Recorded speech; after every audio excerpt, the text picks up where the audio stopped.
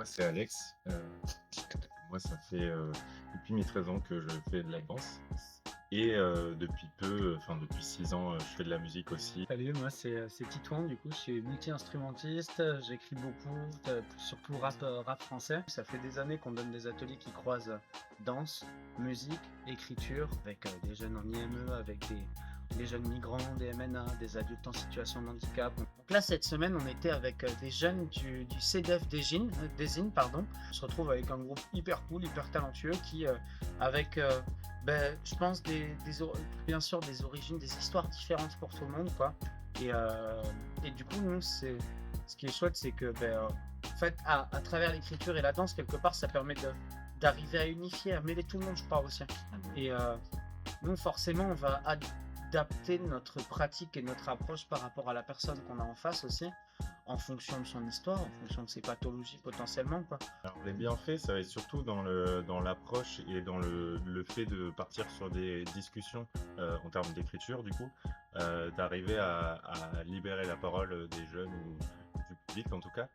Et du coup, de ce fait-là, on arrive à créer du lien humain. Et on sait que c'est, pour certaines personnes en tout cas, c'est difficile d'avoir une approche de corps, euh, enfin de danser, de faire du sport ou de faire des trucs par rapport au corps en tout cas.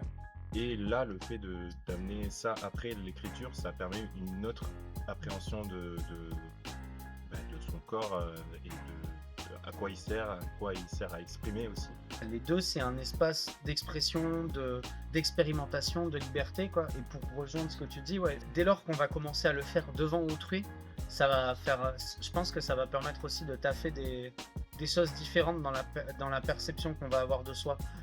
Prendre la parole devant un public, oser dire à l'autre des choses qu'on a écrites qui peuvent potentiellement être de l'ordre de l'intime en plus, c'est une façon d'arriver quelque part à mieux s'accepter soi, arriver à mieux accepter le regard de l'autre sur soi, être plus à l'aise dans le fait de développer des idées, de développer un propos, de défendre ses points de vue, ce genre de choses.